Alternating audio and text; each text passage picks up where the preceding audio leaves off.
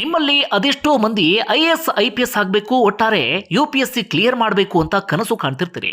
UPSC clear ಮಾಡೋದಕ್ಕೆ ಸರಿಯಾದ ಟೈಮ್ಗೆ ಸರಿಯಾದ ರೀತಿಯ ಕೋಚಿಂಗ್ ಸಿಗಬೇಕು. ಹೀಗಾಗಿ ಉತ್ತಮ ಮಾರ್ಗದರ್ಶನ ನೀಡೋಕೆ ಜನ ಮೆಚ್ಚಿದ IAS ಜ್ಞಾನಿ ಸಂಸ್ಥೆ ರೆಡಿಯಾಗಿದೆ. ಪ್ರಮುಖವಾಗಿ ಪ್ರಿಲಿಮ್ಸ್ ಎಲಿಮಿನೇಷನ್ ಟೆಕ್ನಿಕ್ಸ್ ಮತ್ತು ಮೇನ್ಸ್ ಮೆಂಟಲ್ ಆನ್ಸರ್ ರೇಟಿಂಗ್ ನಲ್ಲಿ ನಿಮ್ಮನ್ನ ಸದೃಢಗೊಳಿಸ್ತಾರೆ. ಒಳ್ಳೆ ಹೆಸರು ಮಾಡ್ತಿರುವಂತಹ ಸಂಸ್ಥೆ ಇದು. ಈಗಲೇ ಈ ವಿಳಾಸದ ಮೂಲಕ ಅವರನ್ನ ಭೇಟಿಯಾಗಬಹುದು ಅಥವಾ ಈ ಕೆಳಗಿನ ನಂಬರ್ಗೆ ಕಾಲ್ ಮಾಡಬಹುದು. ಬಂಧುಗಳು ನಮಸ್ಕಾರ, ಹೇಗಿದ್ರಿ ನೀವೆಲ್ಲರೂ? ನಾನು ಸುಬ್ರಹ್ಮಣ್ಯ ಎಸ್ ಹಂಡಿಗೆ. ಬಂಧುಗಳೇ, ಒಂದು ವಿಚಾರ ಸದ್ಯ ನಮ್ಮ ದೇಶದಲ್ಲಿ ರಾಜಕೀಯ ರೂಪವನ್ನು ಪಡೆದುಕೊಂಡಿದೆ, ರಾಜಕೀಯ ಚರ್ಚೆ ಆಗ್ತಾ ಇದೆ. ನಿಮ್ಮಲ್ಲಿ ಬಹುತೇಕರು ಗಮನಿಸಿರ್ತೀರಿ ಅಂತ ನಾನು ಅಂದುಕೊಳ್ತೇನೆ. ಅದೇನಪ್ಪಾ ಅಂದ್ರೆ, ಈ ಎಪ್ಸ್ಟೀನ್ ಫೈಲ್ಸ್ ಇದೆಯಲ್ಲ, ಈಗ ಜಗತ್ತಿನಲ್ಲಿ ಸಂಚಲನ ಮೂಡಿಸಿರುವಂತಹ ಫೈಲ್ಸ್ ಅದು. ಆ ಎಪ್ಸ್ಟೀನ್ ಫೈಲ್ಸ್ ನಲ್ಲಿ ನರೇಂದ್ರ ಮೋದಿಯ ಹೆಸರು ಉಲ್ಲೇಖ ಆಗಿದೆ ಎನ್ನುವಂತ ಸಂಗತಿ ಇದೀಗ ರಾಜಕೀಯ ಚರ್ಚೆ ಗ್ರಾಸವಾಗಿದೆ.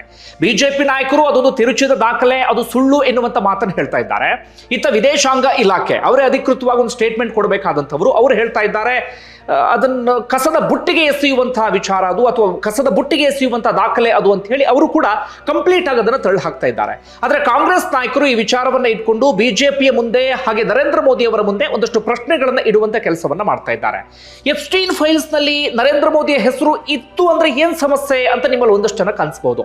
ಈ ಎಪ್ಸ್ಟೀನ್ ಅಂದ್ರೆ ಯಾರು ಅಂದ್ರೆ, ಈತ ಒಬ್ಬ ವಿಕೃತ ಕಾಮಿ, ಈತ ಒಬ್ಬ ಶಿಶು ಕಾಮಿ, ಅದೆಷ್ಟೋ ಹೆಣ್ಣು ಮಕ್ಕಳ ಬದುಕನ್ನ ಸರ್ವನಾಶ ಮಾಡಿದಂಥ ವ್ಯಕ್ತಿ. ಆತ ಜೈಲ್ ಸೇರ್ತಾನೆ. ಅದಾದ ಬಳಿಕ ತನ್ನ ಪ್ರಾಣವನ್ನ ತಾನೇ ಕಳ್ಕೊಂಡಂತಹ ವ್ಯಕ್ತಿ ಆತ. ಜಗತ್ತಿನಲ್ಲಿ ಇದ್ದಂಥ ಓರ್ವ ರಾಕ್ಷಸ ಅಂದ್ರೂ ಕೂಡ ತಪ್ಪಾಗ್ಲಿಕ್ಕಿಲ್ಲ. ಅಥವಾ ಇನ್ನು ಯಾವ್ಯಾವ ಕೆಟ್ಟ ಪದಗಳಿದೆ ಅದೆಲ್ಲವನ್ನೂ ಕೂಡ ಆತನ ಬಗ್ಗೆ ನಾವು ಇಲ್ಲಿ ಬಳಸ್ತಾ ಹೋಗಬಹುದಾಗಿದೆ. ಆ ಕಾರಣಕ್ಕಾಗಿ ಇದೀಗ ನಮ್ಮ ದೇಶದಲ್ಲಿ ಇದು ರಾಜಕೀಯ ರೂಪವನ್ನು ಪಡೆದುಕೊಂಡಿದೆ. ಹಾಗಾದ್ರೆ ಚರ್ಚೆ ಆಗ್ತಿರುವಂತಹ ವಿಚಾರ ಏನು ಅನ್ನೋದನ್ನ ನಾನು ಕೊನೆಯದಾಗಿ ಹೇಳ್ತೀನಿ. ಮೊದಲು ನೀವು ಈ ಎಪ್ಸ್ಟೀನ್ ಅಂದ್ರೆ ಯಾರು, ಎಪ್ಸ್ಟೀನ್ ಫೈಲ್ಸ್ ಅಂದ್ರೆ ಏನು ಅನ್ನೋದನ್ನ ತಿಳ್ಕೊಳ್ಬೇಕಾಗತ್ತೆ. ಅತ್ಯಂತ ಸರಳವಾಗಿ ನಿಮಗೆ ಅರ್ಥ ಮಾಡಿಸುವಂತ ಪ್ರಯತ್ನವನ್ನ ಪಡ್ತೇನೆ. ಜೊತೆಗೆ ನಾನು ತುಂಬಾ ಲ್ಯಾಗ್ ಮಾಡೋದಕ್ಕೆ ಹೋಗೋದಿಲ್ಲ, ಚುಟುಕಾಗಿ ಆ ವಿವರವನ್ನು ಮುಗಿಸ್ತೇನೆ. ಆತನ ಬಗ್ಗೆ ಹೇಳ್ತಾ ಹೋಗ್ಬಿಟ್ರೆ, ಆತನ ಪುರಾಣ ಇದೆಯಲ್ಲ, ನಮಗೆ ದಿನಗಟ್ಟಲೆ ಟೈಮ್ ತೆಗೆದುಕೊಳ್ಳುತ್ತೆ. ಅಷ್ಟು ಹೇಳ್ಬೋದು. ಆತನ ಬಗ್ಗೆ ಹೇಳ್ತಾ ಹೋದ್ರೆ ಎಷ್ಟನ್ನ ನಿಮಗೆ ತಲುಪಿಸಬೇಕೋ ಅಷ್ಟನ್ನ ಮಾತ್ರ ನಾನು ಈ ವಿಡಿಯೋ ಮೂಲಕ ತಲುಪಿಸ್ತಾ ಹೋಗ್ತೇನೆ. ಇತ್ತೀಚೆಗೆ ಬಹಳ ಚರ್ಚೆಯಲ್ಲಿ ಇರುವಂತಹ ವಿಚಾರ ಇದು. ಬ್ಯಾಕ್ ಟು ಬ್ಯಾಕ್ ಆ ಎಪ್ಸ್ಟೀನ್ ಫೈಲ್ಸ್ನ ಒಂದಷ್ಟು ದಾಖಲೆಗಳೆಲ್ಲವೂ ಕೂಡ ಬಿಡುಗಡೆ ಆಗ್ತಾ ಇದೆ. ಮೊನ್ನೆ ತಾನೆ 30ನೇ ತಾರೀಕು ಇನ್ನೊಂದಷ್ಟು ದಾಖಲೆಗಳೆಲ್ಲವೂ ಕೂಡ ಬಿಡುಗಡೆ ಆಗಿದೆ. ಮುಂದಿನ ಹಂತದಲ್ಲಿ ಬಿಡುಗಡೆ ಆಗುವಂತಹ ದಾಖಲೆ ಇದೀಗ ಸಾಕಷ್ಟು ಪ್ರಭಾವಿಗಳಲ್ಲಿ, ರಾಜಕಾರಣಿಗಳಲ್ಲಿ ಆತಂಕವನ್ನು ಮೂಡಿಸಿದೆ. ಅದೆಷ್ಟೋ ರಾಜಕಾರಣಿಗಳ ರಾಜಕೀಯ ಬದುಕನ್ನ ಅಂತ್ಯಗೊಳಿಸುವಷ್ಟರ ಮಟ್ಟಿಗೆ ಕೆಪಾಸಿಟಿಯನ್ನ ಹೊಂದಿರುವಂತಹ ಫೈಲ್ಸ್ ಅದು. ಈಗ ಆತ ಯಾರು, ಜೆಫ್ರಿ ಎಪ್ಸ್ಟೀನ್ ಯಾರು ಅನ್ನೋದನ್ನ ಗಮನಿಸೋಣ. ಯಾಕಿದನ್ನ ಎಪ್ಸ್ಟೀನ್ ಫೈಲ್ಸ್ ಅಂತೀವಿ ಅಂದ್ರೆ, ಜೆಫ್ರಿ ಎಪ್ಸ್ಟೀನ್ ಅನ್ನುವಂಥ ವ್ಯಕ್ತಿ ಏನಿದ್ದಾನೆ, ಆತನ ಬಳಿ ಇದ್ದಂಥ ದಾಖಲೆಗಳನ್ನ ಅಥವಾ ಆತನಿಗೆ ಸಂಬಂಧಪಟ್ಟಂತ ದಾಖಲೆಗಳನ್ನ ವಶಕ್ಕೆ ತೆಗೆದುಕೊಳ್ಳಲಾಗಿದೆ. ಹೀಗಾಗಿ ಆತನ ಹೆಸರಿನಲ್ಲಿಯೇ ಎಪ್ಸ್ಟೀನ್ ಫೈಲ್ಸ್ ಎನ್ನುವ ರೀತಿಯಲ್ಲಿ ಇದನ್ನ ಕರೆಯಲಾಗ್ತಾ ಇದೆ. ಆತ ಯಾರು ಅನ್ನೋದನ್ನ ಗಮನಿಸೋದಾದ್ರೆ, ಆತ ಮೂಲತಃ ಅಮೆರಿಕದ ನ್ಯೂಯಾರ್ಕ್ನವನು. ಒಂದು ಸಾಮಾನ್ಯ ಕುಟುಂಬದಲ್ಲಿ ಆತ ಹುಟ್ಟಿದಂಥವನು. ಅದಾದ ಬಳಿಕ ಬರೀ 21 ವರ್ಷಕ್ಕೆ ಒಂದು ಪ್ರತಿಷ್ಠಿತ ಶಾಲೆಯಲ್ಲಿ ಆತ ಫಿಸಿಕ್ಸ್ ಮತ್ತೆ ಮ್ಯಾಥ್ಸ್ ಅನ್ನ ಬೋಧಿಸುವಂತ ಟೀಚರ್ ಆಗಿ ಕೆಲಸವನ್ನ ಮಾಡ್ತಿರ್ತಾನೆ. ಅದಕ್ಕೆ ಬೇಕಾದಂತ ಕ್ವಾಲಿಫಿಕೇಶನ್ ಇರೋದಿಲ್ಲ, ಆದ್ರೂ ಕೂಡ ಆ ಪ್ರತಿಷ್ಠಿತ ಶಾಲೆಯಲ್ಲಿ ಆತ ಕೆಲಸವನ್ನ ಪಡೆದುಕೊಂಡಿರ್ತಾನೆ. ಹೀಗೆ ಕೆಲಸ ಮಾಡುವಂತ ಸಂದರ್ಭದಲ್ಲಿ ಈ ಹೆಣ್ಣು ಮಕ್ಕಳು ಇರ್ತಾ ಇದ್ರಲ್ಲ, ಅಥವಾ ವಿದ್ಯಾರ್ಥಿನಿಯರು ಇರ್ತಾ ಇದ್ರಲ್ಲ, ಅವ್ರ ಮೇಲೆ ಆತ ಕಣ್ಣು ಹಾಕ್ತಾ ಇದ್ದ, ಅಥವಾ ಅವರನ್ನ ಬೇರೆ ರೀತಿಯಲ್ಲಿ ಬಳಸ್ಕೊಳ್ಳೋದಕ್ಕೆ ಆತ ಪ್ರಯತ್ನವನ್ನ ಪಡ್ತಾ ಇದ್ದ. ಇದನ್ನ ಆ ಶಾಲೆಯವರು ಗಮನಿಸ್ತಾರೆ. ಆ ಪ್ರತಿಷ್ಠಿತ ಶಾಲೆಯಲ್ಲಿ ದೊಡ್ಡ ದೊಡ್ಡವರ ಮಕ್ಕಳು ಓದ್ತಾ ಇರ್ತಾರೆ. ಹೀಗಾಗಿ ಅವರು ಕೂಡ ಈತನಿಗೆ ಸಂಬಂಧಪಟ್ಟ ಹಾಗೆ ತೀವ್ರವಾದಂತ ಆಕ್ಷೇಪವನ್ನು ವ್ಯಕ್ತಪಡಿಸ್ತಾರೆ. ಹೀಗಾಗಿ ಆತನನ್ನ ಶಾಲೆಯಿಂದ ಡಿಸ್ಮಿಸ್ ಮಾಡಲಾಗುತ್ತೆ. ಅಂದ್ರೆ ಆ ವಯಸ್ಸಿಗೆ ಆತ ಆ ಮನಸ್ಥಿತಿಗೆ ಬಂದು ಬಿಟ್ಟಿದ್ದ. ಅಂದ್ರೆ ವಿಕೃತ ಕಾಮ ಅಂತ ಏನು ಕರಿತೀವಿ, ಆ ಮನಸ್ಥಿತಿಗೆ ಆತ ಬಂದು ಬಿಟ್ಟಿದ್ದ. ಅದಾದ ಬಳಿಕ ಆತ ಶೇರ್ ಮಾರ್ಕೆಟ್ ನಲ್ಲಿ ಈ ಟ್ರೇಡಿಂಗ್ ಕೆಲಸ ಎಲ್ಲವನ್ನು ಕೂಡ ಸಣ್ಣ ಮಟ್ಟದಲ್ಲಿ ಆರಂಭವನ್ನು ಮಾಡ್ತಾನೆ. ಬರ್ತಾ ಬರ್ತಾ ಬರ್ತಾ ನೋಡ್ತಾ ಇದ್ದ ಹಾಗೆ ಅದರಲ್ಲಿ ಒಂದು ಹಂತಕ್ಕೆ ಆತ ಬೆಳೆದು ನಿಂತ್ಕೊಳ್ತಾನೆ. ಅದರಲ್ಲಿ ಒಂದಷ್ಟು ಹಣವನ್ನ ಮಾಡ್ತಾನೆ. ಅದಾದ ಬಳಿಕ ಆತ ಏನ್ ಮಾಡ್ತಾನೆ ಅಂದ್ರೆ, ಈ ಆರ್ಥಿಕ ಸಲಹೆಗಾರನ ಕೆಲಸವನ್ನ ಮಾಡೋದಕ್ಕೆ ಶುರು ಮಾಡ್ಕೊಳ್ತಾನೆ. ಅಂದ್ರೆ ಫೈನಾನ್ಷಿಯಲ್ ಅಡ್ವೈಸ್ ಮಾಡುವಂತ ಕೆಲಸ. ತನ್ನದೇ ಆದಂತ ಒಂದು ಕಂಪನಿಯನ್ನ ಓಪನ್ ಮಾಡುತ್ತಾನೆ. ಆ ಮೂಲಕ ದೊಡ್ಡ ದೊಡ್ಡವಂತವರಿಗೆ ಫೈನಾನ್ಷಿಯಲ್ ಅಡ್ವೈಸ್ ಮಾಡುವಂತ ಕೆಲಸವನ್ನ ಮಾಡ್ತಿರ್ತಾನೆ. ನೋಡ್ತಾ ನೋಡ್ತಾ ಇದ್ದ ಹಾಗೆ ಆತನ ಒಡನಾಟ ಎಲ್ಲವೂ ಕೂಡ ದೊಡ್ಡವರ ಜೊತೆಗೆ ಶುರುವಾಗ್ಬಿಡುತ್ತೆ. ದೊಡ್ಡ ದೊಡ್ಡ ಉದ್ಯಮಿಗಳು, ರಾಜಕಾರಣಿಗಳು, ಸೆಲೆಬ್ರಿಟಿಗಳು, ನಟ ನಟಿಯರು, ಇವ್ರ ಜೊತೆಗೆ ಆತ ಓಡಾಡ್ತಿರ್ತಾನೆ. ಅವ್ರ ಜೊತೆಗೆ ಪಾರ್ಟಿ ಮಾಡ್ತಿರ್ತಾನೆ. ಅವ್ರ ಜೊತೆಗೆ ಮೋಜು ಮಸ್ತಿ ಎಲ್ಲವನ್ನೂ ಕೂಡ ಮಾಡ್ತಿರ್ತಾನೆ. ಒಟ್ಟಾರೆಯಾಗಿ ಆತನ ಲೆವೆಲ್ ಸಂಪೂರ್ಣವಾಗಿ ಬದಲಾಗಿ ಹೋಗುತ್ತೆ. ಒಟ್ಟಾರೆಯಾಗಿ ಐಷಾರಾಮಿ ಬದುಕನ್ನ ಸಾಗಿಸ್ತಾ ಇರ್ತಾನೆ.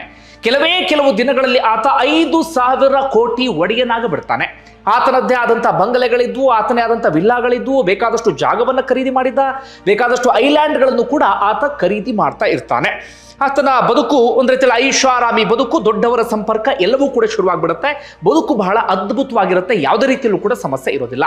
ಹೀಗಿದ್ದಾಗಲೇ ಆತನ ಬದುಕಿಗೊಂದು ಟ್ವಿಸ್ಟ್ ಸಿಗುತ್ತೆ. ಅದು 2005ನೇ ಇಸವಿಯ ಸಂದರ್ಭದಲ್ಲಿ. ಹಾಗೇನಾಗ್ಬಿಡುತ್ತೆ ಅಂದ್ರೆ 14 ವರ್ಷದ ಬಾಲಕಿಯ ತಾಯಿಯೊಬ್ರು ಪಾಮ್ ಬೀಚ್ ಅಂತ ಒಂದು ಪ್ರದೇಶ ಇರುತ್ತೆ, ಅಲ್ಲಿ ಹೋಗಿ ಸ್ಟೇಷನ್ಗೆ ದೂರು ಕೊಡ್ತಾರೆ. ಏನಂತ, ಈ ಎಪ್ಸ್ಟೀನ್ ಎನ್ನುವಂತಹ ವ್ಯಕ್ತಿ ನನ್ನ ಮಗಳನ್ನ ಮನಸ್ಸಿಗೆ ಬಂದ ಹಾಗೆ ಬಳಸ್ಕೊಂಡಿದ್ದಾನೆ ಅಂತ. ಏನು ಅಂತ ನೀವು ಅರ್ಥ ಮಾಡ್ಕೊಳ್ಳಿ. ಆ ರೀತಿಯಾಗಿ ಬೆಳೆಸ್ಕೊಂಡಿದ್ದಾನೆ ಅಂತ ಹೇಳಿ ಅವರು ದೂರನ್ನು ಕೊಟ್ಟು ಬಿಡ್ತಾರೆ. ಅಲ್ಲಿಯವರೆಗೆ ಈತನ ವಿರುದ್ಧ ಯಾವುದೇ ದೂರು ಕೂಡ ದಾಖಲಾಗಿರಲಿಲ್ಲ. ಪೊಲೀಸರು ಆ ವಿಚಾರವನ್ನು ಗಂಭೀರವಾಗಿ ತೆಗೆದುಕೊಳ್ತಾರೆ, ತನಿಖೆಯನ್ನ ಆರಂಭ ಮಾಡ್ತಾರೆ. ಆರಂಭ ಮಾಡಿದಂಥ ಸಂದರ್ಭದಲ್ಲಿ ಪೊಲೀಸರಿಗೆ ಶಾಕ್ ಆಗಿಬಿಡುತ್ತೆ. ಆ ಕಾರಣಕ್ಕಾಗಿ ತನಿಖೆ FBI ವರ್ಗಾವಣೆ ಆಗಿಬಿಡುತ್ತೆ. ನಮ್ಮಲ್ಲಿ CBI ಅಂತ ಏನು ಕರಿತೀವಿ, ಅಲ್ಲಿ FBI ಅಂತ ಇದೆ, ಅದಕ್ಕೆ ತನಿಖೆ ವರ್ಗಾವಣೆ ಆಗಿಬಿಡುತ್ತೆ. ಆಗ ನೋಡ್ತಾ ಇದ್ದ ಹಾಗೆ ಈ ಪ್ರಕರಣ ಇದೆಯಲ್ಲ, ಇದು ಸಣ್ಣ ಪುಟ್ಟ ಪ್ರಕರಣ ಅಲ್ಲ, ಅತಿ ದೊಡ್ಡ ಪ್ರಕರಣ ಎನ್ನುವಂಥ ವಿಚಾರ ಗೊತ್ತಾಗುತ್ತೆ. ಓರ್ವ ಹೆಣ್ಣು ಮಗಳು ದೂರು ಕೊಟ್ಟಿದ್ದು, ಆಕೆಯನ್ನ ವಿಚಾರಿಸಿದಂಥ ಸಂದರ್ಭದಲ್ಲಿ ಆಕೆ ಇನ್ನಿಬ್ಬರು ಹೆಸರನ್ನ ಬಾಯ್ಬಿಡ್ತಾಳೆ. ಇನ್ನಿಬ್ಬರನ್ನ ವಿಚಾರಿಸಿದಾಗ ಅವರೊಂದಷ್ಟು ಜನರ ಹೆಸರು ಬಾಯ್ಬಿಡ್ತಾರೆ. ಅವರೊಂದಷ್ಟು ಜನರನ್ನ ವಿಚಾರಿಸಿದ ಸಂದರ್ಭದಲ್ಲಿ ಅವ್ರು ಇನ್ನೊಂದಷ್ಟು ಜನರ ಹೆಸರನ್ನ ಬಾಯ್ಬಿಡ್ತಾ ಹೋಗ್ತಾರೆ. ಅಂದ್ರೆ ಒಬ್ಬರಿಂದ ಶುರುವಾಗಿದ್ದು 36 ಯುವತಿಯರಿಗೆ ಬಂದು ತಲುಪುತ್ತೆ. ಆಗ FIA ಅಧಿಕಾರಿಗಳಿಗೆ ಅನ್ಸುತ್ತೆ, ಇಷ್ಟೇ ಅಲ್ಲ, ಈತ ಇನ್ನೊಂದಷ್ಟು ಹೆಣ್ಣು ಮಕ್ಕಳನ್ನ ಬಳಸ್ಕೊಂಡಿರುವಂತ ಸಾಧ್ಯತೆ ಇದೆ ಅಂತ ಹೇಳಿ. ಅವರ ವಯಸ್ಸೇನು ಅಂದ್ರೆ ಬಹುತೇಕರೆಲ್ಲರೂ ಕೂಡ 12, 14, 16, 18 ಅಂದ್ರೆ ಬಹುತೇಕರೆಲ್ಲರೂ ಕೂಡ 18 ವರ್ಷದ ಒಳಗಿನ ಹೆಣ್ಣು ಮಕ್ಕಳು ಇರ್ತಾರೆ. ಆಗ FIA ಅಧಿಕಾರಿಗಳಿಗೆ ಅನ್ಸಿದ್ದೇನಪ್ಪ ಅಂದ್ರೆ ಈತ ಮಾತ್ರ ಬಳಸ್ಕೊಂಡಿದ್ದಾನೆ ಎನ್ನುವಂತ ವಿಚಾರ. ಅದರ ಆಚೆಗಿನ ದೊಡ್ಡ ಹಗರಣದ ಸುಳಿವು ಯಾವುದೂ ಕೂಡ ಸಿಗ್ಲಿಲ್ಲ. ಅಷ್ಟು ದೊಡ್ಡ ತನಿಖಾ ಸಂಸ್ಥೆ ಆದರೂ ಕೂಡ ಹೆಚ್ಚಿನ ಸುಳಿವು ಯಾವುದೂ ಕೂಡ ಸಿಗ್ಲಿಲ್ಲ. ಒಟ್ಟಾರೆಯಾಗಿ ಆತನನ್ನ ಏನ್ ಮಾಡ್ತಾರೆ, 2006 ಸಂದರ್ಭದಲ್ಲಿ ಅರೆಸ್ಟ್ ಮಾಡ್ತಾರೆ.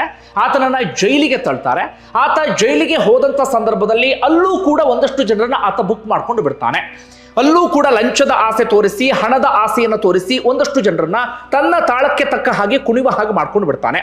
ಆ ಪ್ರಕಾರವಾಗಿ ಆತನಿಗೆ 13-18 ತಿಂಗಳು ಮಾತ್ರ ಜೈಲು ಶಿಕ್ಷೆ ಪ್ರಕಟ ಆಗಿಬಿಡುತ್ತೆ.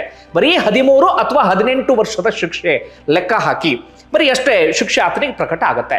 ಆತ ಜೈಲಿಗೆ ಹೋಗ್ತಾನೆ. ಜೈಲಿಗೆ ಹೋದಂತ ಸಂದರ್ಭದಲ್ಲಿ ಅಲ್ಲೂ ಕೂಡ ಆತನಿಗೆ ಐಷಾರಾಮಿ ವ್ಯವಸ್ಥೆಯನ್ನು ಮಾಡಿಕೊಡಲಾಗುತ್ತೆ. ಯಾವ ರೀತಿಯಾಗಿರುತ್ತೆ ಅಂದ್ರೆ, ಆತ ಹಗಲಿನ ಸಂದರ್ಭದಲ್ಲಿ ಹೊರಗಡೆ ಹೋಗಿ ಆರಾಮಾಗಿ ಎಲ್ಲ ಕಡೆಗಳಲ್ಲೂ ಕೂಡ ಓಡಾಡ್ಕೊಂಡು ಆತ ಜೈಲಿಗೆ ಬರ್ತಾ ಇದ್ದ.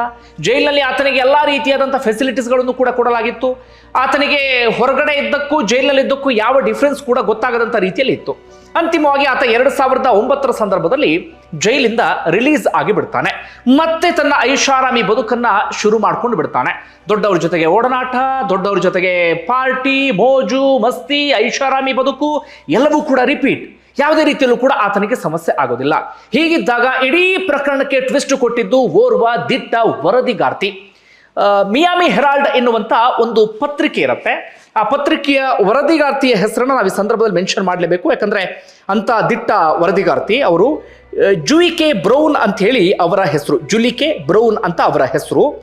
ಅವ್ರು ಏನು ಮಾಡ್ತಾರೆ ಅಂದ್ರೆ, ಈತ ಜೈಲಿಗೆ ಹೋಗಿದ್ನಲ್ಲ, ಈತನ ಹಿಂದೆ ಅವರು ಬಿದ್ದು ಬಿಡ್ತಾರೆ. ಅಂದ್ರೆ ಈತನ ಬೇರೆ ಬೇರೆ ಪ್ರಕರಣಗಳನ್ನ ಕೆದಕುವಂತ ಕೆಲಸವನ್ನ ಮಾಡ್ತಾ ಹೋಗ್ತಾರೆ. ಎಪ್ಸ್ಟೀನ್ನ ಬೇರೆ ಬೇರೆ ರಹಸ್ಯಗಳನ್ನ ತೆರೆದಿಡಬೇಕು ಅಂತೇಳಿ ಅವರು ಹೊರಡ್ತಾರೆ. ಹೀಗೆ ಹೊರಟಂತವರಿಗೆ ಬ್ರಹ್ಮಾಂಡದ ದರ್ಶನ ಆಗಿಬಿಡುತ್ತೆ. ಸಾಕಷ್ಟು ಸಂತ್ರಸ್ತರನ್ನ ಅವರು ಆ ಸಂದರ್ಭದಲ್ಲಿ ವಿಚಾರಣೆ ಮಾಡ್ತಾರೆ. ಸಾಕಷ್ಟು ಸಂತ್ರಸ್ತರನ್ನ ಇಂಟರ್ವ್ಯೂ ಮಾಡ್ತಾರೆ. ಜೊತೆಗೆ ಪ್ರಕರಣಕ್ಕೆ ಸಂಬಂಧಪಟ್ಟ ಹಾಗೆ ಆಳ ಅಗಲ ಎಲ್ಲವನ್ನೂ ಕೂಡ ಕೆದಕಿ ನಿರಂತರವಾಗಿ ವರದಿಯನ್ನ ಪ್ರಕಟ ಮಾಡೋದಕ್ಕೆ ಶುರು ಮಾಡ್ಕೊಂಡು ಬಿಡ್ತಾರೆ. ಇಡೀ ಜಗತ್ತು ಬೆಚ್ಚಿ ಬೀಳುತ್ತೆ. ಮೊದಲು ಅಮೆರಿಕದಲ್ಲಿ ಈ ವಿಚಾರ ದೊಡ್ಡ ಮಟ್ಟಿಗೆ ಸಂಚಲನವನ್ನೇ ಸೃಷ್ಟಿ ಮಾಡಿಬಿಡುತ್ತೆ. ಅಮೆರಿಕದಾದ್ಯಂತ ಹೋರಾಟ, ಪ್ರತಿಭಟನೆ ಎಲ್ಲವೂ ಕೂಡ ಶುರುವಾಗ್ಬಿಡುತ್ತೆ.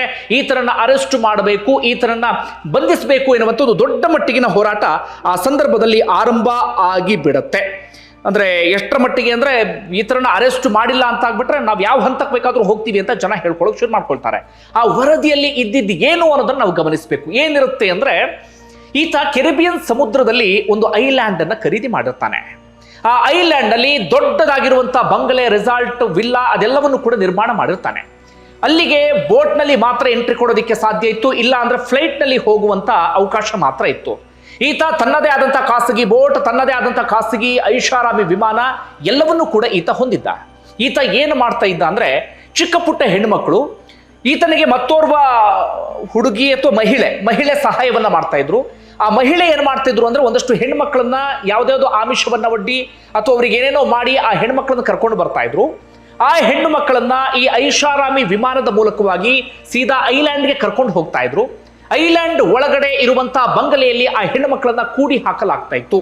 ಅಷ್ಟು ಮಾತ್ರ ಅಲ್ಲ, ಇನ್ನೊಂದಷ್ಟು ಕೇಸ್ಗಳಲ್ಲಿ ಹೇಗಾಗ್ತಾ ಇತ್ತು ಅಂದ್ರೆ, ಯಾರ ಓರ್ವ ಹೆಣ್ಣು ಮಗಳನ್ನ ಕರ್ಕೊಂಡು ಬಂದ್ರು ಅಂತ ಇಟ್ಕೊಳ್ಳಿ, ಆ ಹೆಣ್ಣು ಮಗಳಿಗೆ ಆಮಿಷವನ್ನ ಒಡ್ತಾ ಇದ್ರು, ನಿನಗೆ ಹೆಚ್ಚಿನ ಹಣವನ್ನ ಕೊಡ್ತೀವಿ, ನೀನೇನಾದ್ರೂ ಮಾಡಿ ಇನ್ನೊಂದು ಹುಡುಗಿನ ಕರ್ಕೊಂಡು ಬರಬೇಕು ಅಂತ ಹೇಳಿ. ಒಪ್ಕೊಂಡ್ರೆ ಓಕೆ, ಒಪ್ಕೊಂಡಿಲ್ಲ ಅಂತಂದ್ರೆ ಅವ್ರನ್ನ ಹೆದರಿಸೋದು, ಬೆದರಿಸೋದು, ಅವ್ರಿಗೆ ಟಾರ್ಚರ್ ಕೊಡೋದು, ಇನ್ನೊಂದು ಹೆಣ್ಣು ಮಕ್ಕಳನ್ನ ಕರ್ಕೊಂಡು ಬರಲೇಬೇಕು ಎನ್ನುವ ರೀತಿಯಲ್ಲಿ ಮಾಡ್ತಾ ಇದ್ರು. ಈ ರೀತಿಯಾಗಿ ಒಬ್ಬರಿಂದ ಇನ್ನೊಬ್ಬರು, ಇನ್ನೊಬ್ಬರಿಂದ ಮತ್ತೊಬ್ಬರು ಅಂತ ಹೇಳಿ ಒಂದಷ್ಟು ಹೆಣ್ಣು ಮಕ್ಕಳು ಬರ್ತಾ ಇದ್ರು. ಹಾಗೆ ಹೆಣ್ಣು ಮಕ್ಕಳನ್ನ ಟ್ರ್ಯಾಪ್ ಮಾಡೋದಕ್ಕೆ ಅಂತ ಹೇಳಿ ಓರ್ವ ಮಹಿಳೆ ಕೂಡ ಇದ್ದು. ಆ ಮಹಿಳೆಗೆ ಈಗ ಎಷ್ಟೋ ವರ್ಷ, 18 ವರ್ಷ ಏನೋ ಜೈಲು ಶಿಕ್ಷೆ ಆಗಿದೆ. ಆಕೆ ಈಗಲೂ ಕೂಡ ಜೈಲಿನಲ್ಲಿ ಕಾಲವನ್ನು ಕಳೀತಾ ಇದ್ದಾಳೆ. ಈ ರೀತಿಯಾಗಿ ವಿಮಾನದ ಮೂಲಕ ಐಲ್ಯಾಂಡ್ಗೆ ಕರ್ಕೊಂಡು ಬರ್ತಾ ಇದ್ರು. ಕರ್ಕೊಂಡು ಬಂದ ಮೇಲೆ ಕಂಪ್ಲೀಟ್ ಆಗಿ ಲಾಕ್. ಆ ಹೆಣ್ಮಕ್ಳು ಅಲ್ಲಿಂದ ತಪ್ಪಿಸ್ಕೊಳ್ಳೋಕೆ ಸಾಧ್ಯ ಆಗ್ತಾ ಇರಲಿಲ್ಲ. ಯಾಕಂದ್ರೆ ಸುತ್ತಮುತ್ತ ಎಲ್ಲ ಕಡೆಗಳಲ್ಲೂ ಕೂಡ ಸಮುದ್ರ ಆವರಿಸಿಕೊಂಡು ಬಿಟ್ಟಿತ್ತು. ಹೀಗಾಗಿ ಎಲ್ಲೂ ಕೂಡ ಹೋಗೋದಿಕ್ಕೆ ಸಾಧ್ಯ ಆಗ್ತಾ ಇರಲಿಲ್ಲ. ಅದರಲ್ಲೂ ಕೂಡ ಓರ್ವ ಹೆಣ್ಣು ಮಗಳು ಆ ರೀತಿಯಾಗಿ ಪ್ರಯತ್ನವನ್ನ ಪಟ್ಟಿದ್ಲು. ಆದ್ರೆ ಆಕೆಯನ್ನು ಕೂಡ ಎಳ್ಕೊಂಡು ಬರ್ತಾರೆ. ಆಕೆ ಸ್ವಿಮ್ ಮಾಡ್ಕೊಂಡು ಎಷ್ಟೋ ದೂರ ಹೋಗಿದ್ಲಂತೆ. ಆಕೆಯನ್ನು ಕೂಡ ಎಳ್ಕೊಂಡು ಬಂದು ಮತ್ತೊಮ್ಮೆ ಕೂಡಿ ಹಾಕಿಬಿಡ್ತಾರೆ. ಅಲ್ಲಿ ಏನಾಗ್ತಾ ಇತ್ತು ಆ ಐಲ್ಯಾಂಡ್ ನಲ್ಲಿ, ಅದೇ ರಹಸ್ಯ ಇವತ್ತು ಇಡೀ ಜಗತ್ತನ್ನ ಶೇಕ್ ಮಾಡಿರೋದು. ಏನಾಗ್ತಾ ಇತ್ತು ಅಂದ್ರೆ, ಆ ಐಲ್ಯಾಂಡ್ಗೆ ಅದೇ ಐಷಾರಾಮಿ ವಿಮಾನದ ಮೂಲಕ ಈ ಎಪ್ಸ್ಟೀನ್ ಜೊತೆಗೆ ದೊಡ್ಡ ದೊಡ್ಡವರೆಲ್ಲರೂ ಕೂಡ ಬರ್ತಾ ಇದ್ರು. ಈಗ ಕೇಳಿ ಬರ್ತಿರುವಂತ ಹೆಸರು, ಅವರೇನೋ ಅಪರಾಧ ಮಾಡಿದ್ದಾರೆ ಅಂತ ಈ ಹಂತ ಕೇಳೋಕೆ ಸಾಧ್ಯ ಆಗೋದಿಲ್ಲ. ಅವರ ಹೆಸರು ಸದ್ಯಕ್ಕೆ ಉಲ್ಲೇಖ ಆಗಿದೆ. ಆರೋಪ ಕೇಳಿ ಬರ್ತಾ ಇದೆ. ಯಾರು? ಒಬ್ಬರು ಸದ್ಯ ಇಡೀ ಜಗತ್ತನ್ನೇ ನಾನು ಅಲ್ಲಾಡಿಸ್ತೀನಿ ಅಂತ ಹೊರಟಿರುವಂತ ಡೊನಾಲ್ಡ್ ಟ್ರಂಪ್. ಈಗ ಅತಿ ಹೆಚ್ಚು ಆರೋಪ ಕೇಳಿ ಬರ್ತಿರೋದು ಡೊನಾಲ್ಡ್ ಟ್ರಂಪ್ ವಿರುದ್ಧ, ಹಾಗೆ ಬಿಲ್ ಕ್ಲಿಂಟನ್ ವಿರುದ್ಧ, ಇಲಾನ್ ಮಸ್ಕ್ ವಿರುದ್ಧವೂ ಆರೋಪ ಇದೆ, ಬಿಲ್ ಗೇಟ್ಸ್ ವಿರುದ್ಧವೂ ಆರೋಪ ಇದೆ. ದೊಡ್ಡ ದೊಡ್ಡ ರಾಜಕಾರಣಿಗಳು, ಸೆಲೆಬ್ರಿಟಿಗಳು, ನಟ ನಟಿಯರು, ಚಿತ್ರ ನಿರ್ದೇಶಕರು, ಮಾಡೆಲ್ಗಳು, ಹೀಗೆ ಆ ಪಟ್ಟಿ ನೋಡ್ತಾ ಹೋಗ್ಬಿಟ್ರೆ ಸಾಕಷ್ಟು ಜನರ ಹೆಸರಿದೆ. ಹೆಚ್ಚು ಕಡಿಮೆ 200 ಪ್ರಭಾವಿಗಳ ಹೆಸರಿದೆ. ಅವ್ರು ಏನ್ ಮಾಡ್ತಾ ಇದ್ರು ಅಂತ ಆರೋಪ ಅಂದ್ರೆ, ಮತ್ತೆ ಹೇಳ್ತೀನಿ, ಇದು ಆರೋಪದ ಹಂತದಲ್ಲಿದೆ. ಅವರನ್ನ ಆ ಐಷಾರಾಮಿ ಫ್ಲೈಟ್ ಮೂಲಕ ಆ ಐಲ್ಯಾಂಡ್ಗೆ ಕರ್ಕೊಂಡು ಬರ್ತಾ ಇದ್ರು. ಅಲ್ಲಿ ಎಪ್ಸ್ಟೀನ್ ಏನ್ ಮಾಡ್ತಾ ಇದ್ದ ಅಂದ್ರೆ, ಅವರಿಗೋಸ್ಕರ ದೊಡ್ಡ ಪಾರ್ಟಿಯನ್ನ ಆಯೋಜನೆ ಮಾಡ್ತಾ ಇದ್ದ. ಆ ಪಾರ್ಟಿಯಲ್ಲಿ ಆ ಚಿಕ್ಕ ಹೆಣ್ಣು ಮಕ್ಕಳನ್ನ ಅಲ್ಲಿಗೆ ಹೋದಂತ ಪ್ರಭಾವಿಗಳು ಮನಸ್ಸಿಗೆ ಬಂದ ಹಾಗೆ ಬಳಸ್ಕೊಳ್ತಾ ಇದ್ರು. ಬಂಧುಗಳೇ, ಮತ್ತೊಮ್ಮೆ ಹೇಳ್ತೀನಿ, ಯಾರು ಕೂಡ ದೊಡ್ಡ ಮಹಿಳೆಯರಲ್ಲ. ಬಹುತೇಕರೆಲ್ಲರೂ ಕೂಡ ಚಿಕ್ಕ ಹೆಣ್ಣು ಮಕ್ಕಳು. ಬಹುತೇಕರೆಲ್ಲರೂ ಕೂಡ 12 ವರ್ಷದವರು, 14 ವರ್ಷದವರು, 16, 18 ವರ್ಷದವರು. ಆ ಹೆಣ್ಣು ಮಕ್ಕಳನ್ನ ಅವರೆಲ್ಲರೂ ಕೂಡ ಮನಸ್ಸಿಗೆ ಬಂದ ಹಾಗೆ ಬಳಸ್ಕೊಳ್ತಾ ಇದ್ರು ಎನ್ನುವಂತ ಆರೋಪ ಕೇಳಿ ಬಂದಿದೆ. ಯಾರು ಜಗತ್ತಿನ ಮುಂದೆ ನಾವು ದೊಡ್ಡವರು, ನಾವು ತುಂಬಾ ಸಂಭಾವಿತರು ಅಂತ ಮುಖವಾಡವನ್ನ ಹಾಕೊಂಡಿದ್ರು, ಅವರೆಲ್ಲರೂ ಕೂಡ ಎಪ್ಸ್ಟೀನ್ ಜೊತೆಗೆ ಹೋಗ್ತಾ ಇದ್ರು ಎನ್ನುವಂತ ಆರೋಪ ಇದೆ. ಆ ಕಾರಣಕ್ಕಾಗಿ ಎಪ್ಸ್ಟೀನ್ ದೊಡ್ಡವರ ಜೊತೆಗೆ ಸಂಪರ್ಕವನ್ನ ಸಾಧಿಸಿದ. ಆ ಕಾರಣಕ್ಕಾಗಿ ಎಪ್ಸ್ಟೀನ್ ಕೋಟ್ಯಾಂತರ ರೂಪಾಯಿ ಹಣವನ್ನ ಮಾಡಿದ ಎನ್ನುವಂತ ಆರೋಪವೂ ಕೂಡ ಇದೆ. ಈ ರೀತಿಯಾಗಿ ತನ್ನದೇ ಆದಂತಹ ದೊಡ್ಡ ಸಾಮ್ರಾಜ್ಯವನ್ನ ಕಟ್ಕೊಂಡಿದ್ದ. ಆದ್ರೆ ಓರ್ವ ರಿಪೋರ್ಟರ್ ಆ ಸಾಮ್ರಾಜ್ಯವನ್ನೇ ಕೆಡುವಂತ ಕೆಲಸವನ್ನ ಮಾಡಿಬಿಡ್ತಾರೆ. ಅದರ ಪರಿಣಾಮ ಏನಾಗುತ್ತೆ? 2019ರಲ್ಲಿ ಈ ಎಪ್ಸ್ಟೀನ್ ಅನ್ನ ಅರೆಸ್ಟ್ ಮಾಡಲಾಗುತ್ತೆ. ಅದಾದ ನಂತರ ಆಗಿದ್ದು ಇನ್ನೊಂದು ಸ್ಫೋಟಕ ಟ್ವಿಸ್ಟ್. 2019 ಸಂದರ್ಭದಲ್ಲೇ ಜೈಲಿನ ಸೆಲ್ ಒಳಗಡೆ ಎಪ್ಸ್ಟೀನ್ ದೇಹ ಪತ್ತಿ ಆಗತ್ತೆ. ಆರಂಭದಲ್ಲಿ ಅಂದಿದ್ದೇನಪ್ಪ ಅಂದ್ರೆ, ಆತನೇ ತನ್ನ ಪ್ರಾಣವನ್ನ ಕಳ್ಕೊಂಡಿದ್ದಾನೆ, ಆತನಿಗೆ ಪ್ರಾಯಶ್ಚಿತ್ತ ಆಗಿತ್ತು, ಅಂದ್ರೆ ಪಾಪ ಪ್ರಜ್ಞೆ ಕಾಡ್ತಾ ಇತ್ತು ಎನ್ನುವಂತ ರೀತಿಯಲ್ಲಿ. ಆದ್ರೆ ಅದಾದ ಬಳಿಕ ಅದಕ್ಕೆ ಸಂಬಂಧಪಟ್ಟ ಹಾಗೆಯೂ ಕೂಡ ಒಂದಷ್ಟು ಚರ್ಚೆಗಳೆಲ್ಲವೂ ಕೂಡ ನಡೀತು. ಬಿಲ್ ಕ್ಲಿಂಟನ್ ಹೆಸರಿತ್ತು, ಡೊನಾಲ್ಡ್ ಟ್ರಂಪ್ ಹೆಸರಿತ್ತು, ದೊಡ್ಡವರ ಹೆಸರಿತ್ತು. ಹೀಗಾಗಿ ಮುಂದೊಂದು ದಿನ ನಮ್ಮ ಹೆಸರು ರಿವೀಲ್ ಆಗಬಹುದು ಎನ್ನುವಂತ ಕಾರಣಕ್ಕಾಗಿ ಆತನ ಪ್ರಾಣವನ್ನ ಇವರೇ ಯಾರೋ ತೆಗೆದು ಬಿಟ್ಟಿದ್ದಾರೆ ಎನ್ನುವಂತ ಆರೋಪವೂ ಕೂಡ ಕೇಳಿಬಂತು. ಒಟ್ಟಾರೆಯಾಗಿ ಎಪ್ಸ್ಟೀನ್ ಸತ್ ಹೋದ. ಪ್ರಕರಣವನ್ನ ಅಲ್ಲಿಗೆ ಕ್ಲೋಸ್ ಮಾಡಿಬಿಡ್ತಾರೆ. ಎಲ್ಲವೂ ಕೂಡ ಮುಗಿದಾಯ್ತು. ಅದಾದ ಬಳಿಕ ಟ್ರಂಪ್ ಆಗಾಗ ಹೇಳ್ತಾನೆ ಇದ್ರು, ಎಪ್ಸ್ಟೀನ್ ಫೈಲ್ಸ್ ಅನ್ನ ರಿಲೀಸ್ ಮಾಡ್ತೀನಿ, ಅದ್ರಲ್ಲಿ ಅವ್ರ ಹೆಸರಿದೆ, ಇವ್ರ ಹೆಸರಿದೆ ಎನ್ನುವ ರೀತಿಯಲ್ಲಿ. ಚುನಾವಣೆ ಮುಗಿತಾ ಇದ್ದ ಹಾಗೆ ನಾನು ಮಾಡೋ ಕೆಲಸ ಅದೇ ಎನ್ನುವಂತ ಮಾತನ್ನು ಹೇಳ್ತಾ ಇದ್ರು. ಚುನಾವಣೆ ಮುಗಿತಾ ಇದ್ದ ಹಾಗೆ ಟ್ರಂಪ್ ಕಂಪ್ಲೀಟ್ ಆಗಿ ಸೈಲೆಂಟ್ ಆಗಿಬಿಡ್ತಾರೆ. ಆದ್ರೆ ಮತ್ತೊಮ್ಮೆ ಒತ್ತಡ ಬರ್ತಾ ಇದ್ದ ಹಾಗೆ ಮೊದಲ ಹಂತದಲ್ಲಿ ಒಂದಷ್ಟು ಹೆಸರುಗಳನ್ನ ಅಥವಾ ಒಂದಷ್ಟು ದಾಖಲೆಗಳನ್ನ ರಿಲೀಸ್ ಮಾಡಲಾಗುತ್ತೆ. ಹೆಚ್ಚು ಕಡಿಮೆ 3 ಲಕ್ಷ 4 ಲಕ್ಷ ಪುಟ, 2,000 ವಿಡಿಯೋ, 1 ಲಕ್ಷ ಫೋಟೋಸ್ಗಳು, ಬೇಕಾದಷ್ಟು ಇಮೇಲ್ಗಳು, ಬೇಕಾದಷ್ಟು ಬೇರೆ ಎಲ್ಲವೂ ಕೂಡ ಆ ಫೈಲ್ಸ್ ನಲ್ಲಿ ಇರುತ್ತೆ. ಆದ್ರೆ ಮೊದಲ ಇದರಲ್ಲಿ ಟ್ರಂಪ್ ಹೆಸರು ಇರೋದಿಲ್ಲ. ಎಲ್ಲ ಕಡೆಗಳಲ್ಲೂ ಕೂಡ ಬ್ಲಾಕ್ ಪಟ್ಟಿಯನ್ನ ಹಾಕಲಾಗಿರುತ್ತೆ. ಆಗ ಮತ್ತೊಮ್ಮೆ ಒತ್ತಾಯ ಕೇಳಿ ಬರ್ತಾ ಇದ್ದ ಹಾಗೆ ಅನಿವಾರ್ಯವಾಗಿ, ಅಂದ್ರೆ ಅದೇನಾಗ್ಬಿಡುತ್ತೆ ಅಂದ್ರೆ, ಅಮೆರಿಕ ನ್ಯಾಯಾಂಗ ಇಲಾಖೆಯ ಹಂತದವರೆಗೂ ಕೂಡ ಹೋಗ್ಬಿಡುತ್ತೆ. ಅನಿವಾರ್ಯವಾಗಿ ಹಂತವಾಗಿ ಇನ್ನೊಂದಷ್ಟು ದಾಖಲೆಗಳನ್ನ ರಿಲೀಸ್ ಮಾಡಲಾಗುತ್ತೆ. ಅದರಲ್ಲಿ ಬಹುತೇಕ ಕಡೆಗಳಲ್ಲಿ ಡೊನಾಲ್ಡ್ ಟ್ರಂಪ್ ಎನ್ನುವಂತ ಹೆಸರು ಇರುತ್ತೆ. ಏನಂತ? ಡೊನಾಲ್ಡ್ ಟ್ರಂಪ್ ಕೂಡ ಈತನ ಜೊತೆಗೆ ಭಾಗಿಯಾಗಿದ್ದಾರೆ, ಈತನ ಜೊತೆಗೆ ಸ್ನೇಹವನ್ನ ಇಟ್ಕೊಂಡಿದ್ರು ಎನ್ನುವಂತ ರೀತಿಯಲ್ಲಿ. ಅಷ್ಟು ಮಾತ್ರ ಅಲ್ಲ, ಈತನ ಜೊತೆಗೆ ಅವರು ಹೋಗಿ ಚಿಕ್ಕ ಮಕ್ಕಳನ್ನ ಬಳಸ್ಕೊಂಡಿದ್ದಾರೆ ಎನ್ನುವಂತ ಆರೋಪವೂ ಕೂಡ ಕೇಳಿಬರುತ್ತೆ. ಹಾಗೆ ಇನ್ನೂ ಏನೇನೋ ಆರೋಪಗಳಿದೆ, ಸದ್ಯಕ್ಕೆ ಆರೋಪದ ಹಂತದಲ್ಲಿದೆ. ಡೊನಾಲ್ಡ್ ಟ್ರಂಪ್ ಇವರು ಅಂದ್ರೆ ಈ ಎಪ್ಸ್ಟೀನ್ ಇಬ್ರು ಸೇರ್ಕೊಂಡು ಹೆಣ್ಮಕ್ಳ ಮಾರಾಟ ಅಂತವೂ ಕೂಡ ಹಿಂದೆ ಮಾಡ್ತಾ ಇದ್ರು, ಈ ರೀತಿಯಾಗೂ ಕೂಡ ಒಂದಷ್ಟು ಆರೋಪ ಇದೆ. ಹೇಳ್ತಾ ಹೋಗ್ಬಿಟ್ರೆ ತೀರಾ ಅಸಹ್ಯ ಆಗಿಬಿಡುತ್ತೆ. ಒಟ್ಟಾರೆಗೆ ಡೊನಾಲ್ಡ್ ಟ್ರಂಪ್ ವಿರುದ್ಧ ಇಂಥ ಒಂದಷ್ಟು ಗಂಭೀರ ಆರೋಪಗಳೆಲ್ಲವೂ ಕೂಡ ಕೇಳಿಬಂದಿದೆ. ಆದರೆ ಟ್ರಂಪ್ ಬೆಂಬಲಿಗರು ಇದೆಲ್ಲವನ್ನೂ ಕೂಡ ತಿರಸ್ಕರಿಸ್ತಾ ಇದ್ದಾರೆ. ಇಲ್ಲ, ಅವೆಲ್ಲವೂ ಕೂಡ ಆಧಾರರಹಿತ, ಅದು ಸುಳ್ಳು, ಎಲ್ಲವನ್ನೂ ಕೂಡ ಅದ್ರಲ್ಲಿ ನಂಬೋದಿಕ್ಕೆ ಆಗೋದಿಲ್ಲ ಎನ್ನುವಂತ ರೀತಿಯಲ್ಲಿ. ಜೊತೆಗೆ ಅವ್ರು ಹೇಳ್ತಾ ಇರೋದು ಹೌದು, ಎಪ್ಸ್ಟೀನ್ ಜೊತೆಗೆ ಟ್ರಂಪ್ಗೆ ಸ್ನೇಹ ಇತ್ತು ಹಿಂದೆ. 2002ರಲ್ಲಿ ಎಪ್ಸ್ಟೀನ್ ಬಗ್ಗೆ ಟ್ರಂಪೇ ಒಂದು ಸಂದರ್ಶನದಲ್ಲೂ ಕೂಡ ಹೇಳಿದ್ರು, ಆತನ ಜೊತೆಗೆ ನನ್ನ ಕಾಲ ಕಳೆಯೋದು ಮಜಾ ಬರುತ್ತೆ ಎನ್ನುವಂತ ರೀತಿಯಲ್ಲಿ. ಆದ್ರೆ ಅದಾದ ಬಳಿಕ ಆತನ ಸ್ನೇಹವನ್ನ ಕಟ್ ಮಾಡ್ಕೊಂಡಿದ್ರು, ಆತನ ಜೊತೆಗೆ ಅದಾದ ಬಳಿಕ ಯಾವುದೇ ಸಂಪರ್ಕವೂ ಕೂಡ ಇರಲಿಲ್ಲ ಎನ್ನುವ ರೀತಿಯಲ್ಲಿ ಟ್ರಂಪ್ ಬೆಂಬಲಿಗರು ಹೇಳ್ತಿದ್ದಾರೆ. ಬಟ್ ಇದು ಮುಂದೆ ಎಲ್ಲಿಗೆ ಹೋಗಿ ತಲುಪುತ್ತೋ ಗೊತ್ತಿಲ್ಲ. ಇನ್ನೊಂದಷ್ಟು ದಾಖಲೆಗಳು ಬಂದಾಗ ಟ್ರಂಪ್ ವಿರುದ್ಧ ಇನ್ನೂ ಯಾವ್ಯಾವ ಆರೋಪಗಳು ಕೇಳಿಬರುತ್ತೋ ಗೊತ್ತಿಲ್ಲ. ಬಿಲ್ ಗೇಟ್ಸ್ ವಿರುದ್ಧವೂ ಕೂಡ ಆರೋಪ ಇದೆ, ಜೊತೆಗೆ ಬಿಲ್ ಕ್ಲಿಂಟನ್ ವಿರುದ್ಧವೂ ಕೂಡ ಗಂಭೀರವಾದಂತಹ ಆರೋಪ ಇದೆ, ಇನ್ನು ದೊಡ್ಡವರ ವಿರುದ್ಧವೂ ಕೂಡ ಆರೋಪ ಇದೆ. ಬಿಡಿ, ಸದ್ಯಕ್ಕೆ ಈ ಹಂತಕ್ಕೆ ಬಂದಿದೆ. ಈಗ ಆತ ಇಲ್ಲ, ಎಪ್ಸ್ಟೀನ್ ಇಲ್ಲ, ಆತನ ಪ್ರಾಣ ಹೋಗಿದೆ. ಆದರೆ ಆತನಿಗೆ ಸಂಬಂಧಪಟ್ಟಂತ ಒಂದಷ್ಟು ದಾಖಲೆಗಳೆಲ್ಲವೂ ಕೂಡ ಜೋಪಾನವಾಗಿತ್ತು, ಅದು ಒಂದೊಂದಾಗಿ ಬರ್ತಾ ಇದೆ. ಅಂದ್ರೆ ಒಂದಷ್ಟು ಹೆಸರುಗಳಲ್ಲಿ ಉಲ್ಲೇಖ ಆಗಿದೆ ಒಂದು ಮಾತ್ರಕ್ಕೆ ಅವ್ರ ಪಾರ್ಟಿಗೆ ಹೋಗಿದ್ರು ಅಂತಲ್ಲ. ಈ ಎಪ್ಸ್ಟೀನ್ ಏನ್ ಮಾಡ್ತಾ ಇದ್ದ ಅಂದ್ರೆ ಸಾಕಷ್ಟು ಜನರಿಗೆ ಇಮೇಲ್ ಅನ್ನ ಕಳಿಸ್ತಾ ಇದ್ದ. ಇಮೇಲ್ ಕಳಿಸುವ ಸಂದರ್ಭದಲ್ಲಿ ಒಂದಷ್ಟು ಪ್ರಭಾವಿಗಳ ಹೆಸರನ್ನು ಕೂಡ ಆತ ಮೆನ್ಷನ್ ಮಾಡ್ತಾ ಇದ್ದ ಯಾವಾಗ್ಲೂ ಕೂಡ. ಅಂದ್ರೆ ತಾನು ಯಾರಿಗೆ ಇಮೇಲ್ ಕಳಿಸ್ತಾ ಇದ್ನೋ ಅವರ ಅಟೆನ್ಷನ್ ಅನ್ನ ಗ್ರಾಬ್ ಮಾಡುವಂತ ಉದ್ದೇಶದಿಂದ. ಹೀಗಾಗಿ ಪ್ರಭಾವಿಗಳ ಹೆಸರು ಇದ್ದು ಮಾತ್ರಕ್ಕೆ ಅವ್ರು ಮಾಡಿದ್ದಾರೆ ಅಂತನೂ ಅಲ್ಲ, ಅಥವಾ ಮಾಡೇ ಇಲ್ಲ ಅಂತನೂ ಕೂಡ ಅಲ್ಲ. ಮುಂದೆ ಏನು ಎತ್ತ ಅನ್ನುವಂಥ ರಹಸ್ಯ ಬಯಲಾಗಬೇಕಾಗತ್ತೆ. ಈಗ ನರೇಂದ್ರ ಮೋದಿ ಅವರ ವಿಚಾರಕ್ಕೆ ಬರೋಣ. ನರೇಂದ್ರ ಮೋದಿ ಅವರ ಹೆಸರು ಏನು ಎತ್ತ ಅಂತ ಹೇಳಿ ಇತ್ತೀಚೆಗೆ ಬಿಡುಗಡೆ ಆಗಿರುವಂತ ಒಂದು ದಾಖಲೆಯಲ್ಲಿ ಇದೇ ಎಪ್ಸ್ಟೀನ್ ಕತಾರ್ನ ಯಾರೋ ಒಬ್ಬರಿಗೆ ಕಳಿಸಿರುವಂತ ಮೇಲ್ ಇದೆ ಎನ್ನುವಂತ ಮಾತುಗಳು ಕೇಳಿ ಬರ್ತಾ ಇದೆ. ಒಂದಷ್ಟು ಜನ ಅದನ್ನು ತಳ್ಳಿ ಹಾಕ್ತಿದ್ದಾರೆ, ಒಂದಷ್ಟು ಜನ ಹೌದು ಎನ್ನುವಂತ ಮಾತನ್ನು ಹೇಳ್ತಿದ್ದಾರೆ. ಅದಕ್ಕೆ ಸಂಬಂಧಪಟ್ಟಾಗ ಮುಂದಿನ ದಿನಗಳು ಕ್ಲಾರಿಟಿ ಸಿಗಬೇಕಾಗತ್ತೆ. ಒಟ್ಟಾರೆ ಏನಂತ ಇದೆ ಅಂದ್ರೆ 2017ರಲ್ಲಿ ಪ್ರಧಾನಿ ನರೇಂದ್ರ ಮೋದಿ ಇಸ್ರೇಲ್ಗೆ ಭೇಟಿಯನ್ನ ಕೊಟ್ಟಿದ್ರು. ಹಾಗೆ ಭೇಟಿ ಕೊಟ್ಟಂತ ಸಂದರ್ಭದಲ್ಲಿ ಈ ಎಪ್ಸ್ಟೀನ್ ಸಲಹೆ ಪ್ರಕಾರವಾಗಿ ಅಥವಾ ಎಪ್ಸ್ಟೀನ್ ಸಲಹೆಯನ್ನ ಮೋದಿ ಸ್ವೀಕರಿಸಿದ್ರಂತೆ, ಅಥವಾ ಆತನ ಸಜೆಷನ್ ಪ್ರಕಾರವಾಗಿ ಟ್ರಂಪ್ರನ್ನ ಖುಷಿಪಡಿಸುವಂತ ಉದ್ದೇಶದಿಂದ ನರೇಂದ್ರ ಮೋದಿ ಅವರ ಎದುರುಗಡೆ ಡ್ಯಾನ್ಸ್ ಮಾಡಿದ್ರು, ಹಾಡನ್ನ ಹೇಳಿದ್ರು ಎನ್ನುವ ರೀತಿಯಲ್ಲಿ ಅಲ್ಲಿ ಉಲ್ಲೇಖವನ್ನ ಮಾಡಲಾಗಿದೆ. ಅಂದ್ರೆ ಎರಡು ರೀತಿಯಾದಂತಹ ಆರೋಪ ಇಲ್ಲಿ. ಒಂದು, ಈ ಎಪ್ಸ್ಟೀನ್ ಶಿಶುಕಾಮಿ ಈತನ ಸಲಹೆಯನ್ನ ನರೇಂದ್ರ ಮೋದಿ ಸ್ವೀಕರಿಸಿದ್ರು ಎನ್ನುವಂತ ಆರೋಪ. ಇನ್ನೊಂದು, ಡೊನಾಲ್ಡ್ ಟ್ರಂಪ್ ಎದುರುಗಡೆ ಡ್ಯಾನ್ಸ್ ಮಾಡಿದ್ರು, ಹಾಡು ಹೇಳಿದ್ರು ಎನ್ನುವಂತ ಆರೋಪ ಸದ್ಯಕ್ಕೆ ಇದೆ. ಮತ್ತೊಂದು ಕ್ಲಾರಿಟಿಯನ್ನು ಕೊಡಬೇಕು. ಎಪ್ಸ್ಟೀನ್ನ ಇದಿತ್ತು ನೋಡಿ, ಅಂದ್ರೆ ಆತ ಹೆಣ್ಣು ಮಕ್ಕಳನ್ನು ಬಳಸ್ಕೊಳ್ಳೋದು ಇದೆಲ್ಲ ಇತ್ತಲ್ಲ, ಆ ಪಾರ್ಟಿಗೆ ನರೇಂದ್ರ ಮೋದಿ ಹೋಗಿದ್ರು ಎನ್ನುವಂತ ಉಲ್ಲೇಖ ಇಲ್ಲ ಇಲ್ಲಿ. ಅದನ್ನ ನಾವು ಕ್ಲಿಯರ್ ಆಗಿ ಅರ್ಥ ಮಾಡ್ಕೊಳ್ಬೇಕಾಗತ್ತೆ. ಇಲ್ಲಿ ಟ್ರಂಪ್ ಎದುರುಗಡೆ ಡ್ಯಾನ್ಸ್ ಮಾಡಿದ್ರು, ಹಾಡು ಹೇಳಿದ್ರು ಎನ್ನುವಂತ ಉಲ್ಲೇಖ ಇದೆ.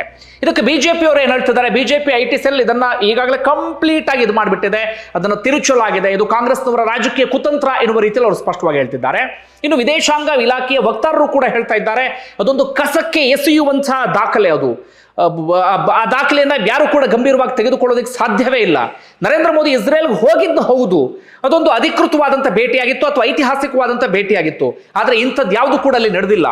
ಓರ್ವ ಆರೋಪಿ ಸ್ಥಾನದಲ್ಲಿ ಇದ್ದಂಥ ವ್ಯಕ್ತಿ ಅಥವಾ ಅಪರಾಧಿ ತನ್ನ ಮನಸ್ಸಿಗೆ ಬಂದ ಹಾಗೆ ಅದರಲ್ಲಿ ಬರೆದು ಬಿಟ್ಟಿದ್ದಾನೆ, ಅದನ್ನೆಲ್ಲ ಹೇಗೆ ನಂಬೋದಕ್ಕೆ ಸಾಧ್ಯ ಎನ್ನುವಂತ ಮಾತನ್ನು ಹೇಳ್ತಿದ್ದಾರೆ. ಅಂದ್ರೆ ಕಾಂಗ್ರೆಸ್ನವರ ಕಡೆಯಿಂದ ಬ್ಯಾಕ್ ಟು ಬ್ಯಾಕ್ ಒಂದಷ್ಟು ಟ್ವೀಟ್ಗಳೆಲ್ಲವೂ ಕೂಡ ಬರ್ತಾ ಇದೆ. ಏನಂತ ಇದೆ ಅದನ್ನು ನಾವು ಗಮನಿಸ್ತಾ ಹೋಗೋದಾದ್ರೆ,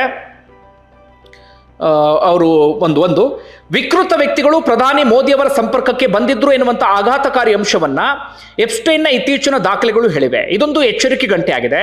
ವಿದೇಶಾಂಗ ವಿಚಾರಗಳಲ್ಲಿ ಎಪ್ಸ್ಟೈನ್ ಯಾವ ಮಟ್ಟಿಗೆ ಕೈಚಳಕ ಹೊಂದಿದ್ದ ಅಂತೇಳಿ ಕೆ.ಸಿ. ವೇಣುಗೋಪಾಲ್ ಪ್ರಶ್ನೆಯನ್ನು ಮಾಡಿದ್ದಾರೆ. ಎಪ್ಸ್ಟೈನ್ ಅನ್ನ ಮೋದಿಯವರೇ ಭೇಟಿಯಾಗಿದ್ದಾರೆ ಅಥವಾ ಆತನ ಭೇಟಿಗೆ ಯಾರಾದರೂ ಕಳಿಸಿದ್ರ, ಆತನ ಜೊತೆ ಏನು ಸಂಭಾಷಣೆ ನಡೆದಿತ್ತು ಅದನ್ನು ಬಹಿರಂಗ ಮಾಡಬೇಕು ಅಂತ ಹೇಳಿ ಪ್ರಧಾನಿ ಮೋದಿ ಅವರು ಕಳಂಕಿತ ಎಪ್ಸ್ಟೈನ್ ತಾಳಕ್ಕೆ ತಕ್ಕಂತೆ ಕುಣಿದಿದ್ರು, ಹಾಡಿದ್ರು. ಅನಂತರ ದೇಶದ ವಿದೇಶಾಂಗ ವ್ಯವಹಾರದಲ್ಲಿ ಗಣನೀಯ ಬದಲಾವಣೆ ಆಗಿದೆ ಅಂತ ವೇಣುಗೋಪಾಲ್ ಹೇಳಿದ್ದಾರೆ. ಇಂಥದ್ದೆಲ್ಲವೂ ಕೂಡ ಸದ್ಯಕ್ಕೆ ಕೇಳಿ ಬರ್ತಾ ಇದೆ. ನೋಡೋಣ ಎಲ್ಲಿವರೆಗೆ ಹೋಗಿ ತಲುಪುತ್ತೆ ಅಂತೇಳಿ. ಸದ್ಯಕ್ಕೆ ಇದು ಆರೋಪದ ಹಂತದಲ್ಲಿ ಇದೆ. ಒಟ್ಟಾರೆ ಬಂಧುಗಳೇ, ಈ ಪ್ರಕರಣ ಸಂಬಂಧಪಟ್ಟಾಗ ನಿಮ್ಗೆ ಏನಿಸ್ತದೆ ಕಮೆಂಟ್ ಬಾಕ್ಸ್ ಅಲ್ಲಿ ಮೆನ್ಷನ್ ಮಾಡಿ. ಧನ್ಯವಾದ ವಿಡಿಯೋ ನೋಡಿದ್ದಕ್ಕೆ.